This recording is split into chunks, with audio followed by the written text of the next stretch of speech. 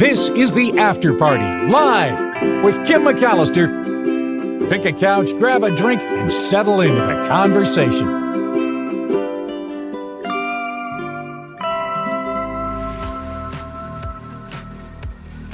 Hey, welcome to the After Party Live on a Travel Tuesday. Nice to have you along for the ride. Today we are going to Tasmania. I know, I just saw it on a list of the best places to go and thought, well, how many of us will ever get a chance to go there? Let's do it virtually together. So that was the thought on that. We'll see how you guys like it. A lot of other stories to get to today as well. But first, before I do anything, another $5 super sticker from Wes, who just consistently blows me away with his support, his kind words. He's started the Mark Thompson Show discussion page on Facebook. He's contributing. He's just awesome. So thank you, Wes. So appreciate your kindness and your participation in this show, and it wouldn't be the same without you. So thank you very much. And it is going to be a great day. Oh, are you kidding me? Beth Farmer has been there. Of course, Beth has been there. That's all right. You'll have great comments, so you can tell us all about the cool places that we're going to see and let me know if I've missed any as well. I know I see you guys talking a little politics here in the beginning of the chat. I'm going to watch the debate too. I'm really looking forward to it. This is the only vice presidential debate we'll get. I remember the debate. I know we don't normally talk politics on the show, but you remember the vice presidential debate, Ross Perot's running mate, the admiral? I forget his name. That was a weird debate. It's the one that sticks out in my memory. We'll see if this one is as weird. I don't know. I tend to think that Vance is going to kind of play it cool, right? He has to attract the mainstream voter. So he can't go too wacky, but I'm sure Walz will bring up all the weird stuff he says. It'll be interesting to see if Walz can rattle him. That's about as political as we're going to get. But yes, I'll be watching as well. But right now, let's jump into some stories that aren't so political. And I should mention, and thank you for the excuse, Wes, in letting me share with you that we do have PayPal here on the show. You'll find it in the show description and in the About tab on the After Party Live. So if you want to contribute to the show and crowdfund it and keep it rolling, that is the way to do it. But, and thank you to Wes, let's get to the first story I have for you, which is about, let me show you the picture, this new scanner that is being developed or has been developed. We've known about this technology for a while, and this is similar to, you get a CAT scan. I think that stands for computerized axial tomography, or an MRI scan, magnetic resonance imaging. So this is a different new type of medical scan that will take a lot less of your time. You won't have to go into a weird little tube. It's a miniature scanner, and scientists are saying it could revolutionize the diagnoses of diseases like cancer, diabetes, arthritis. It works by using laser light and ultrasound waves to trigger in certain tissues to piece together a three-dimensional image of our biology in real time. They call it a breakthrough. In this scanner, again, uses laser light instead of harmful x-rays to see beneath the skin in what's being called unprecedented detail. And they think that this will revolutionize medical imaging. This, according to this team of researchers in the United Kingdom. This device, developed by scientists at the University College London, they say it's really, really good at imaging blood vessels, which makes it a great new tool for diagnosing and managing diseases like arthritis, diabetes, even some cancers.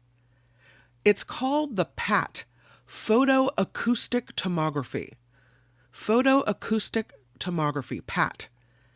And again, the laser light and the ultrasound waves trigger in certain tissues the ability to piece together this three-dimensional image of our biology in real time. Now, again, we've known about this technology for more than 20 years, but it used to take a few minutes or seconds to record an image.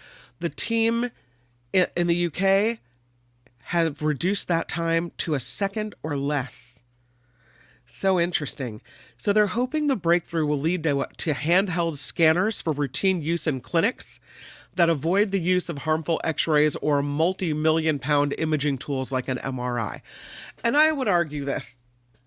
If you have a little medical scanner at the bedside, does that not seem like Star Trek in the sick bay? I'm just saying, like, is this not the future?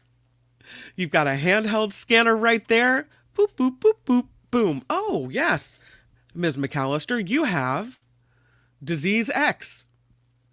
I'm just saying, this could be, this could be what starts it off. It's kind of cool, right? Anything that's easier, that's less expensive, that helps people, I'm all for. Okay, so here's what it looks like. I have another picture for you.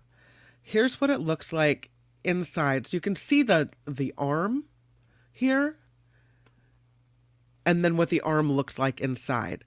So the pinpoint, the red dot on the arm, is the pinpoint of this laser.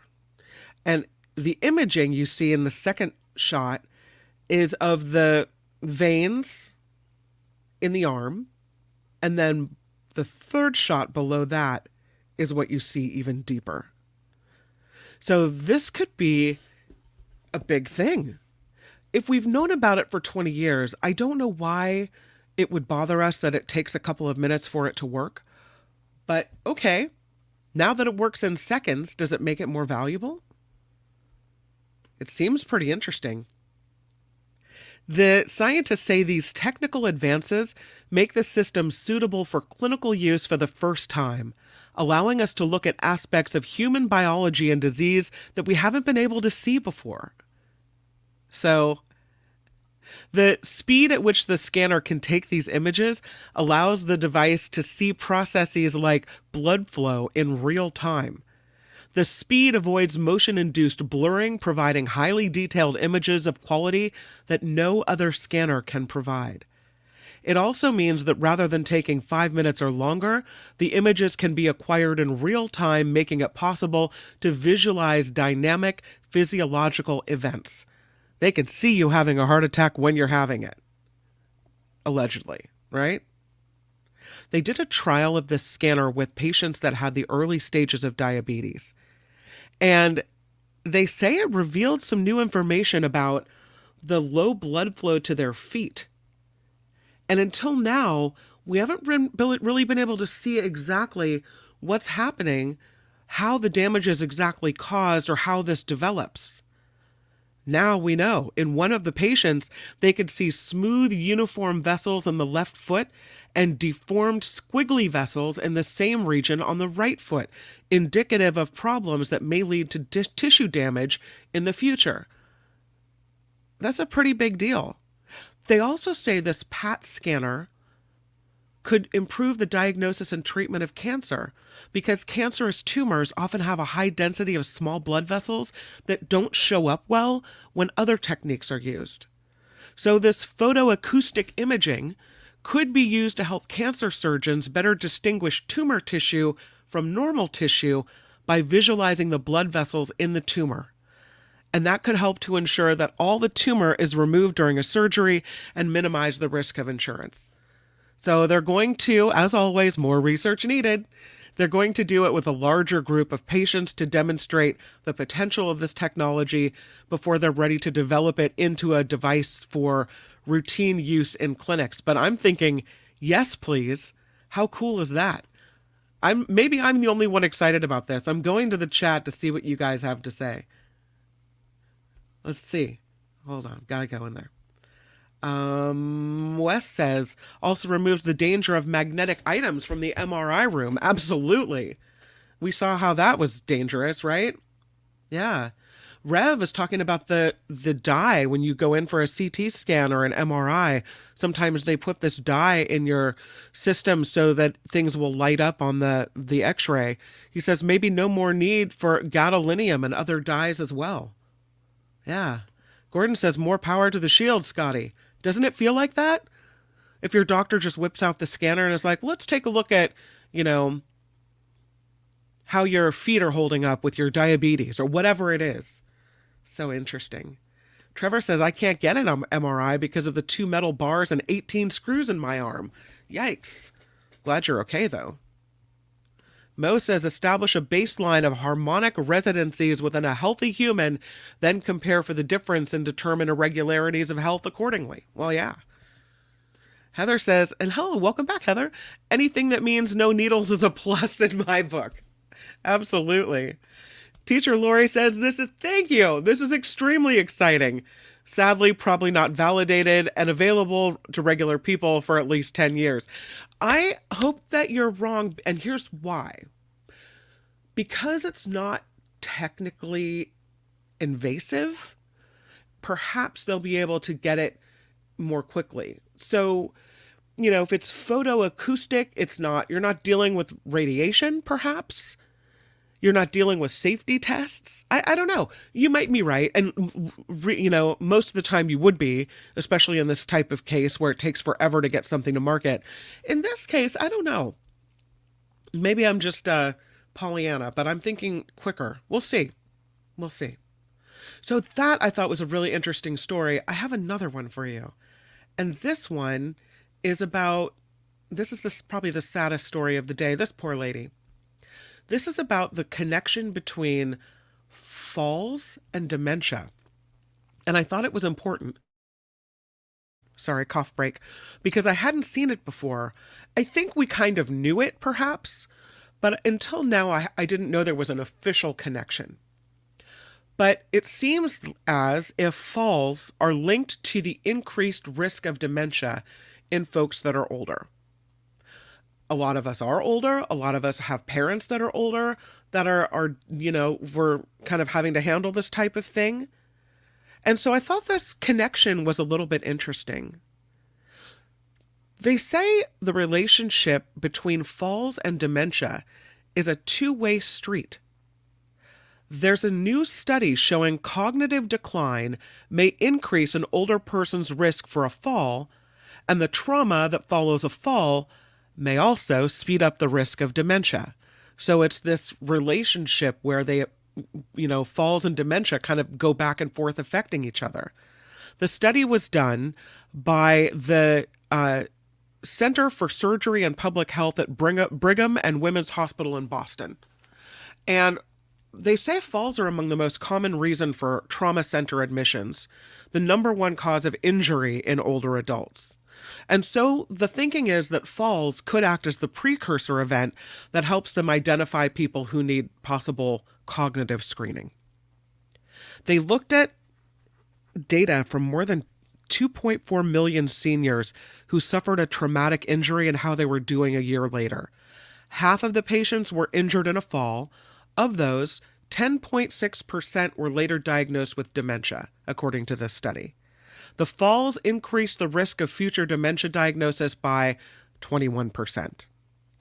And so the researchers recommend that older adults who go to the hospital for care after a fall undergo cognitive screening in either the emergency room or in a hospital. That screening could enable seniors who need treatment for mental decline to get it sooner. Nationwide, 1 in 4 older adults report a fall each year. So, that could be something. Could get people care a little bit sooner. That's not to say if you fall, you're losing it, but there may be a connection. So, important information. And now we are off to new worlds. We might be closer than you have thought when it comes to forever space voyages.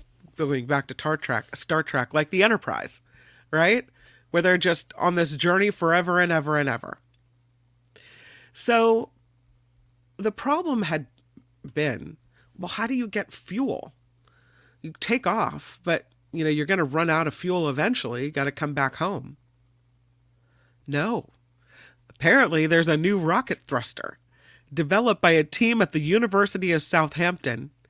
This new propulsion system would allow metals found on comets and moons to be harvested in order to propel a spacecraft indefinitely.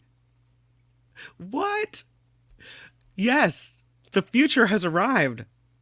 There's this new rocket thruster that could enable never-ending voyages into deep space by using any type of metal as fuel.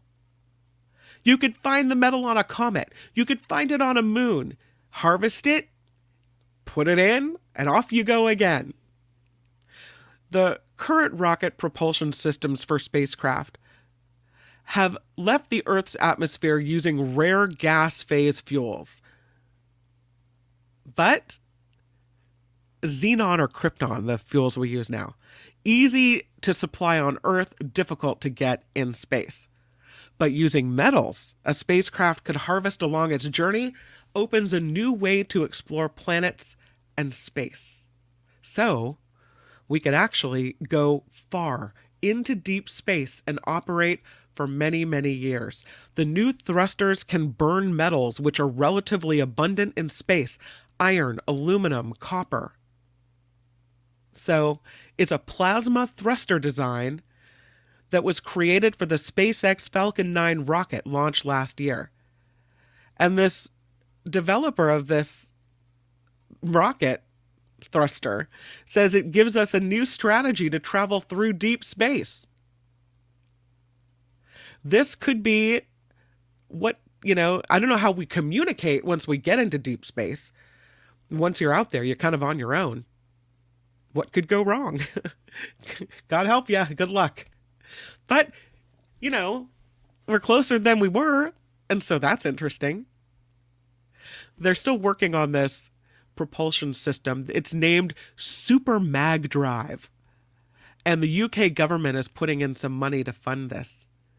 The hope is, from the developers, that this could be the cornerstone of future deep space missions. They say it's just the beginning.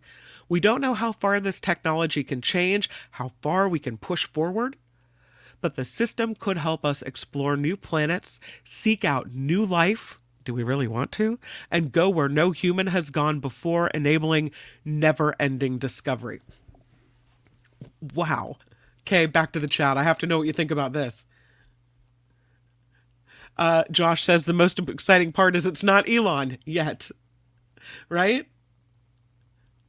Eric says, still waiting for FTL technology. I have hope it's still possible. I don't know what FTL means. You have to fill me in on that. I don't know the answer. Sandy having some tech issues. I hope it comes back, because I thought that story was really interesting. Wes says there's a cold fusion concept that was discovered a couple of years back that could be fashioned into some kind of engine. Oh, interesting. All these things get together. I'm telling you, off we go into space. I think we need to, they need to develop the International Space Alliance. What was it called in Star Trek? Or was that, Star Trek, right? They had the, what was it? Help me. I'm just nerd adjacent. I'm not super nerdy, nerd adjacent. I know some nerdy things, though, which is a surprise. Faster than light. Ah, okay.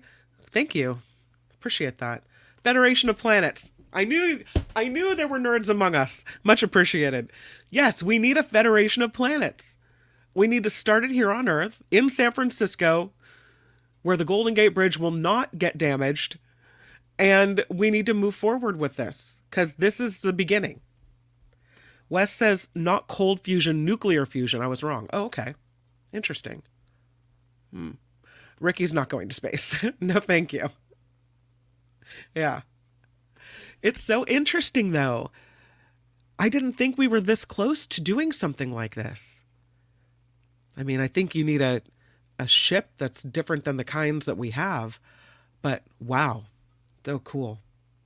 Mo wants to know how we're going to have a federation of planets when we haven't decided that there's life anywhere else than just Earth. Well, here's the thing, Mo. If we get the new rocket thruster that lets us go indefinitely, we're going to find life somewhere else, right? I mean, what do they say? The universe is too big for this to have been just an accident. So we're going to find something somewhere. We need to have something set up. We don't need to set it up after the fact. We need to set it up before the fact. Phineas says, let's fix our planet before we pollute and start wars on other planets. I hear that. That's definitely true. Yeah. Uncle Jim says the cold fusion results could not be replicated. Okay. Book recommendation, Giant Star by Hogan.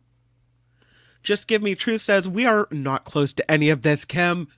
We're finding out more and more that space is bad for humans' health, and you can go indefinitely into space and get nowhere. I guess we don't know until we try. But since you brought that up, my friend, let me tell you I have another story that shows you are correct, sir. This is a story about how the human heart can be hurt by going into space. I think I have this story. Hold on. I know I have the picture for this story. Hold on. But there was a study done on the human heart about how space travel affects the heart. And they say long-term space travel to Mars could be bad for humans' hearts. The study was a zero-gravity study.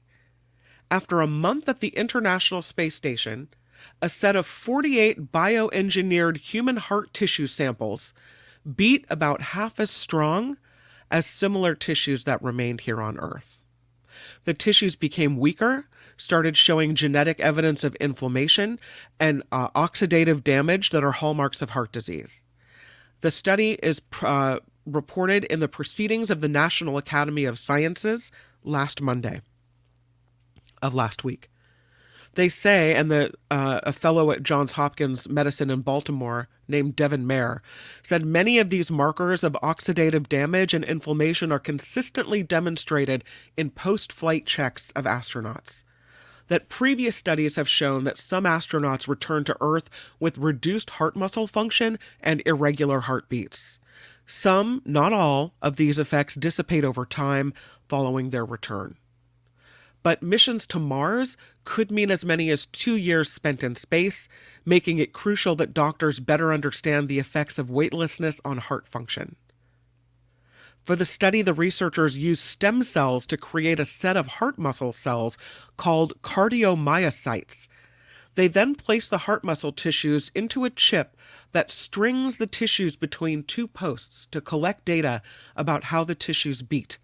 The resulting chambers were about half the size of a cell phone. They say this incredible amount of cutting-edge technology in the areas of stem cell and tissue engineering, biosensors and bioelectronics, and microfabrication went into ensuring the viability of these tissues in space. A SpaceX mission took the heart tissues into space in March of 2020. Once they safely reached the space station, scientists received real-time data for 10 seconds every half hour about the cell's strength of contraction and beating patterns. One astronaut changed the liquid nutrients surrounding the tissues once a week and preserved the tissues for later genetic and imaging analysis. And when those tissues got back to Earth, researchers continued to track their progress. Then they were compared to tissues developed from the same source and maintained here on Earth. The heart muscle tissues in space became weaker. Some developed irregular beating. The tissues developed a delay between the beats about 5 times longer than the normal delay of around a second. The time between beats returned to normal following their return to Earth. So, interesting. It goes on, but it's interesting. Maybe we're not quite ready yet. We have to find some type of substance that would protect us from whatever's happening in space. Yeah, I don't know. But we're getting there, it seems. Closer and closer. I do have another story that I wanted to tell you about. How about this? This is a Lamborghini found in a junkyard. Like, it's all dusty and raggedy looking. It's I spelled it wrong in the show. I'm sorry, the show description. It's a Miuras, M-I-U-R-A-S, Lamborghini Miuras. 3 of them found at this junkyard. A 1967, a 68, and a 69. Now, they need to be restored, obviously. A lot of collectors think of this vehicle as the first real supercar. It was developed by Ferruccio Lamborghini, who at the time was a successful manufacturer of tractors, heating units, and air conditioners, but had a passion for cars. The Miura was developed with a dream team of young engineers and designers, powered by a 350 horsepower 4-liter V12 engine that became its calling card. So the 66 was thought to be the first proper supercar in the world. And now, 60 years later, the Miura is still considered a treasure. It was advanced for its time, and now it's hugely collected. Somehow, 3 of these vehicles ended up in this dusty old junkyard where this car collector stored vehicles made by Ferrari, Aston Martin, clearly Lamborghini, and other exotic car makers. And now they're going up for auction. October 26th, auction house RM Sotheby's. They're going to put these things up for auction. They could bring in millions. Mr. Klein, who had the warehouse or the old junkyard, died in 2001. These cars have just been sitting in the junkyard, sitting and decaying. So now they've been pulled from the grime, and here they come. So if you're willing to put in money, time, buy all the new parts, they say a restored Miura could bring in much more than the expected selling price of $400,000 to $700,000. Once you get your hand on it and fix it up, it's going to be worth a mint. So it has a special history for supercar fans. So they say that 3 of them emerging is a pretty big deal. Just show you the other ones too. There's a red one and there's a blue one. The blue one's in pretty bad shape. The red one doesn't look so bad though. Let me just show you the red one. Hold on. I only downloaded the green one. The green one's pretty cool. I think that's in the best shape of all. But here's what the red one looks like, if you're interested. If you're not, bear with me. There's the red one. So that's not so bad. I mean, it's dusty. This one's a little dented. I don't know what the other side looks like, but the blue one, or the red one, not so bad. I'm sure the blue one won't go for as much. The blue one's missing half of itself. But somebody's going to buy it and fix it right up. I don't know how you get the parts for this, though. How you would get the rest of it. Maybe someone had an accident where the back end fell off and there's a front end sitting somewhere just waiting to go onto this car. That's the blue one. But still a pretty big deal that 3 of these things were found in this junkyard. Yeah, that's pretty rough. I don't know about that one. It looks kind of twisted too. Somebody will buy it, I'm sure. All right, should we do some Travel Tuesday? Let's go to Tasmania. Let's do it. Hold on, I have the Travel Tuesday. Here it is. Woohoo! Travel Tuesday. Let's do it. So here we are going to this beautiful place. It is off the coast of Australia. There's the map. Can you visualize us flying there? The plane's going to touch down. First stop, this place. Wow, good morning. I'll go there. Absolutely. Love it. I think this is an incredible beach, and it is the first stop on our trip to Tasmania. This is called Wineglass Bay. So one of the best things to do, according to locals, is to hike through Freycinet National Park and get these amazing views of Wineglass Bay. Look at that beach and that water. So pretty. This is a perfectly curved white sandy beach surrounded by crystal clear waters and lush green mountains. Wineglass Bay. It's located within Freycinet National Park on the east coast of Tasmania, and not to be missed. Pristine natural beauty, everything you could ask for when it comes to hiking, fishing, swimming, wildlife. There are wildflowers in the hills all year long. There are cliff sides with amazing views. You can get out onto the water, kayak to a remote beach, sunbathe. A lot of seals in the water here. There's friendly wallabies, echidnas. I don't even know what this animal is. A pademelon? Pademelon? I have to look that up. I don't even know what that is. Yeah. They say if you go that you need to bring water because there are only 3 access points for drinking water in the park. But this is supposed to be beautiful. And I have another picture of this beach. I mean, that's so pretty. Wow. Incredible water. Stop number 2 on the list is going to be, the Alpine Cradle Mountain and Lake St. Clair National Park. This is one of Tasmania's most famous national parks, Lake St. Clair National Park. It's in the Central Highlands of Tasmania. It is an array of rainforests, steep gorges, alpine lakes, and snowy peaks, and hikers love it. There's something for day trippers or experienced hikers here. You've got short walks, you've got the overland track.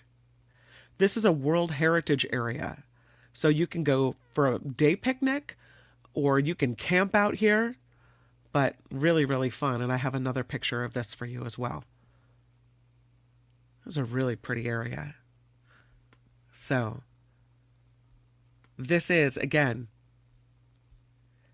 Alpine at Cradle Mountain, Lake St. Clair National Park. That's what we're looking at. You could leave the real world at Mona. This is Tasmania's Museum of Old and New Art. And I will say, look how cool that building is. Really interesting. So this is a museum, they say, like no other. Even if you don't typically enjoy the museums or art galleries, they say you'll love Mona. There's a sense of playfulness in this gallery. Their whole goal is to involve visitors in the experience of the works by removing the traditional, they call them art wank attitude, which turns people off to stuffy museums and art galleries. So they have a bar on site, you grab a drink, and you just go check it out. There, instead of the typical information plaques by the art, they have descriptions, stories, interviews, and music to enhance your individual experience. You're also encouraged to vote whether you love or hate the pieces on display here. So this could be kind of fun. This is Mona in Tasmania. That looks like a good one. And when you're done hanging out at the museum, how about we take a little trip here? This is the summit Mount Wellington. Look at the views. This is located west of Hobart. Mount Wellington has this nature lookout called Coonamye Peak. The views from 4,167 feet up are spectacular. There are walking tracks, like you see here, that wind their way around the park areas with forests, cliffs, and picnic areas to enjoy. Either you can go by foot or by car, although the walking areas are by foot. And they say this can easily be combined with other things to do in Hobart for a full day out. There's rock climbing, there's mountain biking, there's 4x4 driving, there's horse riding, all in this area, the summit Mount Wellington and Hobart. So that seems pretty fun as well. Look at this little place. Let's go to the market, hang out. This is the Salamanca Market a great place for Tasmanian trinkets. It has more than 300 stalls. It's on Hobart's waterfront at the historic Salamanca Place. The first market was held there in 1972, and it's become one of the most visited attractions here. So it's been going on for 50 years.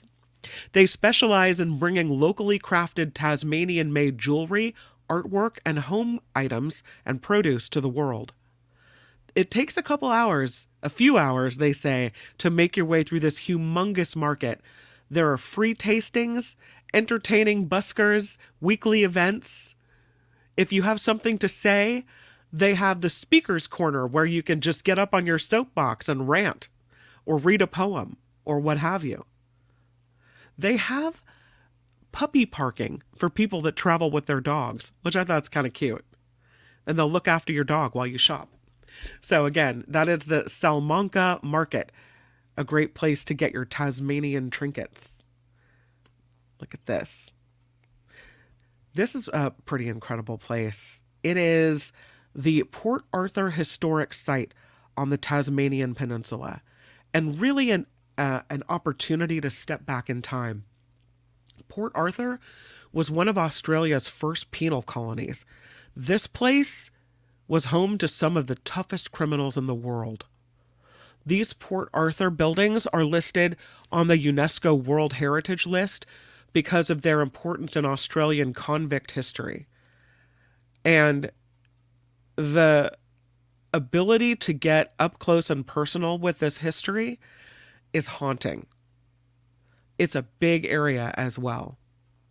So it's supposed to really live up to the title here. You buy a ticket and your entry is valid for 2 days, and there's a lot to see here, so that's about how long it takes. They have an introductory walking tour. It takes about 40 minutes, and then they have tours throughout the day as well. So I have this picture of Port Arthur, which kind of shows you the overview, and then I found this one as well on a different site. You can kind of get a close-up of the buildings here. And this is what it looks like up close. So, yeah. The day tours, they have day tours here at Port Arthur. So, pretty interesting and maybe a little bit sad to go visit this area. Yeah. See if I can get back to where I was. Yeah, there it is. Let's do something a little happier. Check out that water. Hello and good morning. I'll go to that beach. This is the east coast of Tasmania at the Bay of Fires. It's a popular conservation area. Clear water, sandy beaches, swimming, surfing, fishing, and the very best snorkeling spots at the Bay of Fires. It got its name from the fires spotted by European settlers off the coast. It could also be used, though, to describe vibrant orange lichen covering the rocks on these beaches. The Bay of Fires is divided into 3 sections. The middle and the south end are accessible by a coastal road, but Binalong Bay is the main beach, a haven for game fishing and offshore reefs. There are many choice walks along the Bay of Fires as well, and there are friendly dolphins who love to visit this bay, so great for sightseeing as well. Pretty cool. Also noted, not to miss the amazing view that can be seen by driving along the coast to the gardens. So, pretty fun. The Bay of Fires. Another fun thing to do in Tasmania is ride the West Coast Wilderness Railway. And here it is. That looks pretty fun. They say it'll wind you through rainforests, gorges, the Gordon River. It's a steam train journey that takes you from Strahan to Queenstown for an unforgettable day of scenery and stories of the olden days. Lots of activities when you get on and off this train as well. There's a rainforest walk. You can pan for gold. And there are 3 different trips available here. One is 1.5 hours. One is 2.5 hours. So, now this next one, interesting name. This is called the Cataract Gorge. You can take a dip here at the Cataract Gorge. It's just 15 minutes from the center of the town of Launceston, A swimming pool, a scenic chairlift ride, hiking trails, Victorian gardens, restaurants. There's even a pub out here. Everything you need for a glorious afternoon in this bushy paradise. There are peacocks roaming through the trees, wallabies coming out to feed, whilst soaking up a truly Tasmanian atmosphere at Cataract Gorge. Sounds great. And then, if you didn't know, they make some good wine in Tasmania. How about some wine tasting? This is the Tamar Valley, Australia's oldest wine producing area. It's got a cooler kind of climate that makes the wines stand out around the world. Their claim to fame: Chardonnay, sparkling, and Pinot Noir. So, pretty fun. There's a Ramar Valley wine tour, costs about $130, and they say it's really fun and really relaxing. So you can book a wine tour as well. And the last thing that wasn't on the list, but I thought looked really fun, was this 3-hour Tasman Peninsula Wilderness Cruise.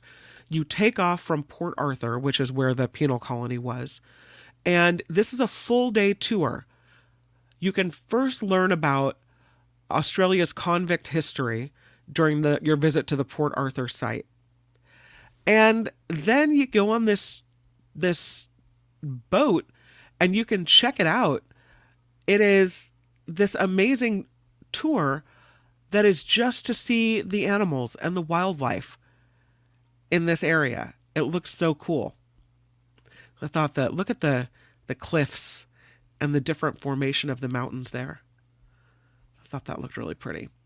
So, the scenic locales in Tasman National Park include Devil's Kitchen, the Tasman Arch, the Blowhole. They only take 11 people at a time on these tours, which gives you a more personalized experience. So you can take a guided walking tour or a boat tour of Port Arthur, and then see the highlights of Tasman National Park with commentary provided by the guide. And they'll even pick you up and drop you off at your hotel. So that sounded like a fun day. And that is Tasmania. Hopefully, you've learned a little bit more about it. I have. I didn't know much about it before, but it seems like a great place to go. Look at that. So cool. And with that, we come to the end of our Tuesday programming here on YouTube. But I will go back and give some big thank yous. Let me get the picture off the screen. There you go. You'd rather maybe look at the beach than me anyway. I don't know. But again, Wes with the $5 super sticker getting us started. Then Cindy pops in with the $10 super sticker. Thank you for your great relaxing stories. Can't wait till the election is over, and a joyous Christmas. Knock on wood. Yeah. Knock on wood. I have things to say about that, but I don't want to shake up the political tree. And I just hope that you're right. And I hope that the election goes the way that we want it to. Let's just say that. And Beth with a $10 super sticker.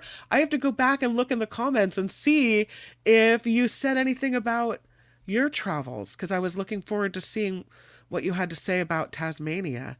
Did you go to any of these places? Did you have any of these really cool experiences? Gordon loves the trains. Harry says that looks like a sunburn waiting to happen. Oh, it's in a pretty desolate location, you say. I'm not sure where we were when you said that. But yeah, maybe you mean Tasmania in general. Interesting. Thank you. And thank you, Harry, for a $5 super sticker. So appreciate it. Thank you, Wes, Cindy, Beth, and Harry for that. Really, really nice. Appreciate all the contributions and the help keeping this show going. All right. I will see you tomorrow on The Mark Thompson Show. Sorry for clapping in your ear. That will be 11 a.m. here on YouTube. We will have John Rothman on the show. So that will be really good to hear what he has to say about what just happened with Iran and Israel and whether this could snowball into something bigger. We'll see how it goes. But for now, I hope you guys have a really good rest of your afternoon, and I hope that you make it the very best Tuesday you can. Enjoy the vice presidential debate. We'll talk about that tomorrow on The Mark Thompson Show as well. For now, bye-bye. The After Party Live would like to thank the following contributors and viewers like you.